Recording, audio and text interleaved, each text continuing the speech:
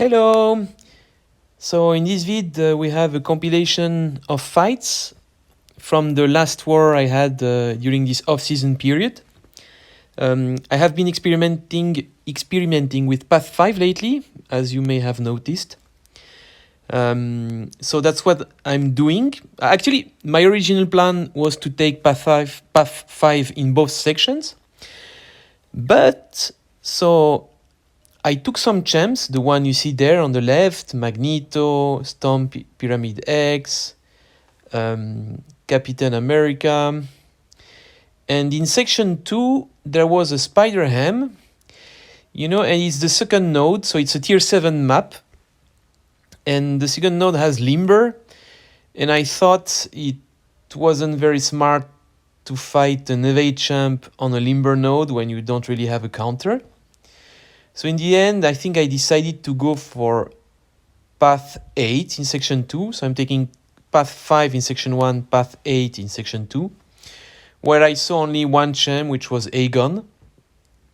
And I thought that there was not many interests from my alliance mates to take that path because it didn't look a priori very, very interesting. Exposed it was. I will come back to this fight. So anyway, that's why I'm doing Path 5 in section 1, Path 8 in section 2. I'm bringing Storm Pyramid X because I saw Korg on Mixmaster, another champ on this node I want to have more experience with. That's one of the fights you will see later. It went quite okay with Storm. Section 1, I'm fighting King Groot and Warlock. King Groot is unawakened. For some reason, I thought that the purified mechanic he has didn't work when he wasn't awakened.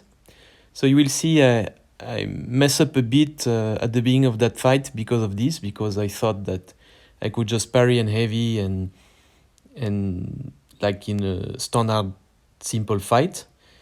So I went there with Captain America. Ex-post, I think I should have gone with Storm.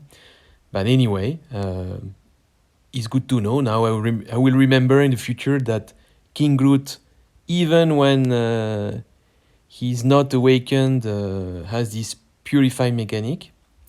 Then Warlock is okay. I just took Magneto. It went well. And then at the end of section 1, there is like a Nick Fury mini boss. So this fight didn't go well. I died. It's a bit a shame because I had where I live is still summer. And sometimes when I play during the day, I tend to have sweaty hands, And so there was like a couple of moments, especially at the very end of the fight, where I needed to dash back.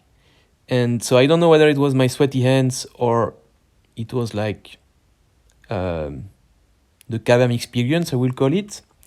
I think it was my sweaty hands, but anyway, I couldn't dash back and I get like 2 hits in the face by Nick Fury and miserably died. Okay, so I'm a bit frustrated by that one because if I could dash back, maybe I would have won the fight because it was just like, phase 2 of Nick Fury. Magneto's SP3 was like ready to go. Like a couple of seconds later, it's what I wanted to do, But anyway, it's what happened. And so then core goes well, and then in section 2 I had this Aegon fight. So that was an interesting fight because I went to this fight thinking that it would be like trivial, And so it's Path 8 in section 2. It has this note that whenever the opponent gets a buff, you get a weakness, So, and Aegon, each time you hit him, he receives a fury. So for each hit I was giving Aegon, I was receiving a weakness. So I had like, I had like to give, I think, 110 hits, like to to finish the fight. I did it in one combo, but it was a pretty long fight, It was an interesting thing. Maybe I should have brought Kingpin for this fight, because I guess the Purify mechanic would have worked, because when I read back the node, it seemed that the weaknesses were not passive, so maybe Kingpin would have been quite good for this node. Anyway, now I know about Aegon on path 8 in section 2. Next time I will be careful. So that's it. Thank you for your interest in this war report, and see you next season.